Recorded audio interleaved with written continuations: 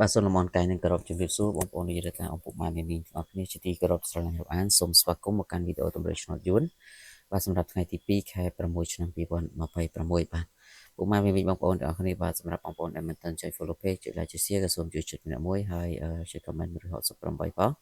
ដើម្បីទទួលបានលាភសំណាងទាំងអស់គ្នាយើងចូលទៅកាន់តម្រុយសម្រាប់ថ្ងៃទី2ខែ6តែម្ដងបាទសម្រាប់លេខម៉ោង10កន្លះបាទបងប្អូនសម្រាប់ឆ្នោតយួនថ្មីគឺបងប្អូនសូមធ្វើការអូសខ្ទង់6និងខ្ទង់5បាទចំណែកលេខបូកពួក ABCD សូមបងប្អូនធ្វើការបូក58បាទសូមលេខ58 59បាទហើយចំណែកខ្ទង់6វិញគឺមុខម៉ាមីមីសូមយក65 66បាទសម្រាប់បងប្អូនដែលចង់បានតម្រុយ VIP បូកប៉ុស្តិ៍បាទគឺយើងមានលេខទុយ2គ្រាប់លេខ2ប៉ុស្តិ៍សេវាត្រឹមតែ80000រៀលទេសម្រាប់ម៉ោង1កន្លះឆ្នោតយន្តថ្មី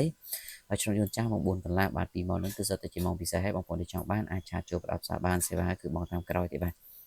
សម្រាប់ម៉ោង6កន្លះវិញគឺអ្នកទាំងអស់គ្នាសូមអូសខ្ទង់0ហើយនឹងអូសខ្ទង់10បាទចំពោះខ្ទង់0យើងបូក0ពី